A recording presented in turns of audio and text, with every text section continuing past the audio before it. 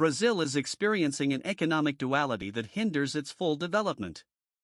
On one side, there is productive Brazil, workers, entrepreneurs, and the national industry, who daily face a hostile business environment marked by exorbitant interest rates, currency instability, and unpredictability. On the other, financial Brazil, an elite that accumulates capital abroad, offshore, directly benefiting from the volatility that penalizes the real economy.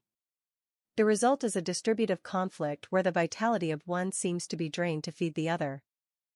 This document presents the Sovereign Economic Tripod Project, a technical and unifying proposal for the country's future.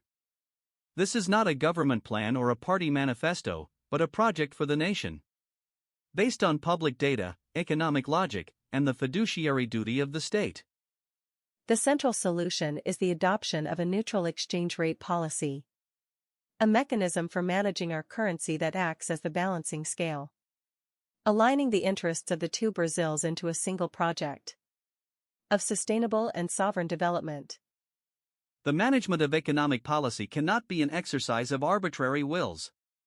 It must be anchored in four inseparable pillars.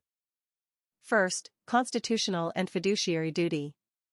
The public manager, including the monetary authority, acts as a fiduciary of the population's well-being.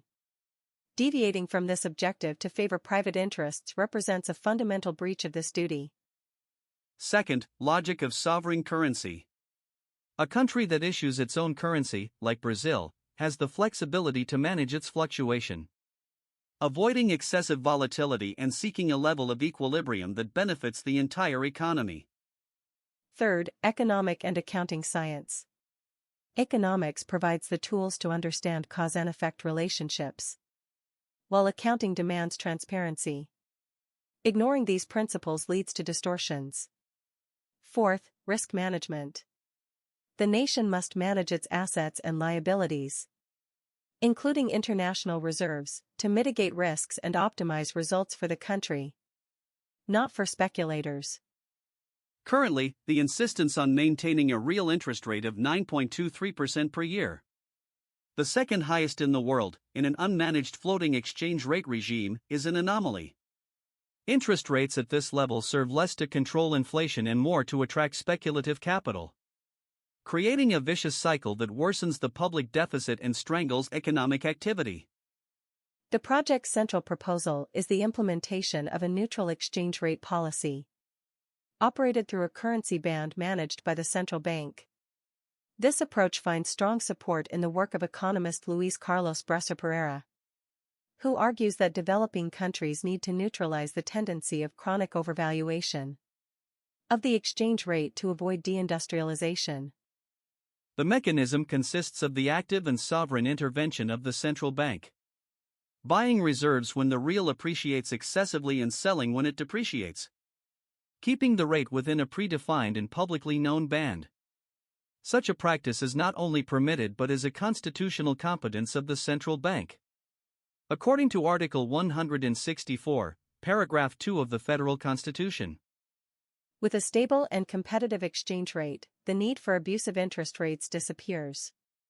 The goal would be a civilized real interest rate, limited to a maximum of 2% per year, aligned with the standards of successful economies.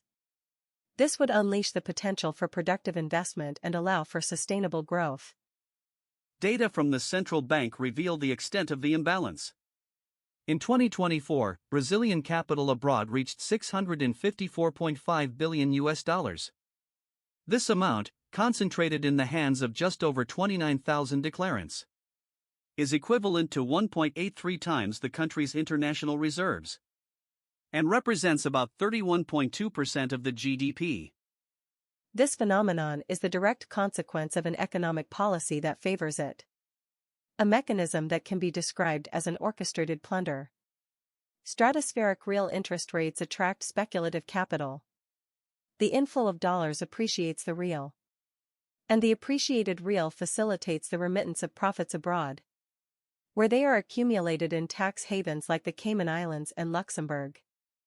The comparison with China, which also operates a macroeconomic tripod, is instructive. In Brazil, under inverse management, the exchange rate suffers chronic overvaluation. Real interest rates stand at 9.23% per year. And the benefits are concentrated in approximately 0.01% of the population. In China, under sovereign management, the exchange rate is actively administered. Real interest rates are around 2% per year. And the benefits reach 100% of the population. For the neutral exchange rate proposal to become a reality, communication is essential. It is necessary to build broad popular support, which requires a strategy capable of simplifying the message without losing depth, focusing on the universal benefits that transcend ideological divisions. For the common citizen, the message must be direct. You work all month, but your money is worth less and less. The rules of the game were made to benefit those who have money abroad. The neutral exchange rate is the chance to turn this game around. For authorities and specialists, communication must be formal and technical, with a respectful presentation, criticizing the policy, not the people. The argument must be based on the breach of fiduciary duty, supported by public data and graphs. Concluding with the presentation of the neutral exchange rate solution as the way to unify Brazil around a project of sovereign and prosperous development for all. The sovereign economic tripod is not a left-wing or right-wing proposal. It is a national project.